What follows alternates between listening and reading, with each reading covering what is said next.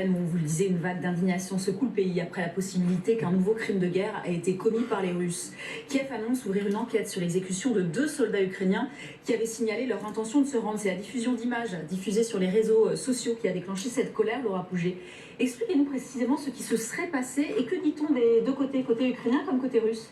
Voici la vidéo en question. Ce qu'elle montre, vous allez voir, ce sont 2 soldats ukrainiens qui sortent d'un abri, l'un après l'autre.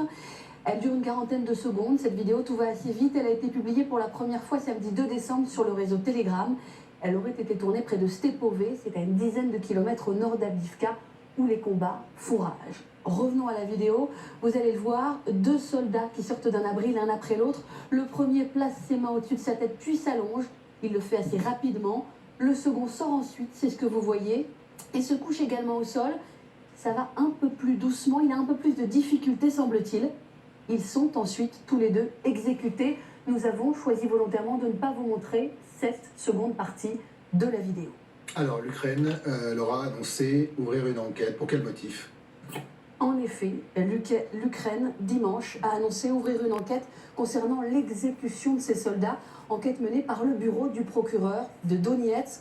Celui-ci affirme n'en être pour l'instant qu'aux informations préliminaires, confirmant que selon ses services, la vidéo montre bien un groupe de personnes portant l'uniforme russe, tirant sur 2 militaires ukrainiens non armés et rappelant que l'exécution de prisonniers de guerre constitue un grave crime international. La Russie a encore une fois violé les lois et les coutumes de la guerre, ainsi que les normes du droit international. Ainsi a réagi de son côté le Centre des communications stratégiques de l'armée ukrainienne. Des propos également développés par Dmytro Lubinets, c'est le commissaire ukrainien chargé des droits de l'homme. Selon lui, ce que montre cette vidéo, c'est un crime de guerre. Il prononce ce mot et il ajoute « Les soldats ukrainiens étaient désarmés et leurs mains étaient levées. Ils ne représentaient aucune menace ».